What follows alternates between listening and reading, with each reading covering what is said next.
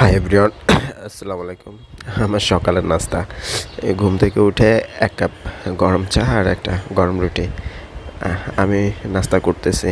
আপনারা কে কে করতে চান চলে আসেন আমার বাড়ি। ধন্যবাদ সবাইকে। আবার সকালে ঘুম থেকে উঠে মানে একটি গরম খবর পেলাম, লাইভ খবর দেখলাম।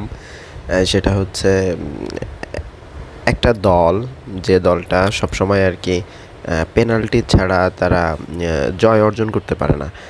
তো আজকেও তার ব্যতিক্রম কোনো কিছুই হয় নাই। তার ভেতরে আরও একটা জিনিস, যারা এত ট্রল করে, অন্য দলকে নিয়ে এত সমালোচনা করে, তাদের গুরু, তাদের বস, বিশ্বের ওয়ার্ল্ডের 1 নম্বর প্লেয়ার, সেই কিন্তু মানে প্রথমেই মানে ডাল খিচুড়ি কিন্তু একেবারে পাকাই ফেলছে। প্রথম পেনাল্টি শটটাই কিন্তু সে মিস করছে। নাম বলবো না। খুবই চমৎকার একজন প্লেয়ার এবং খুবই ভালো খেলে। আহ, সেই যদি মিস করে গোলটা, তাহলে আর কি বলবো।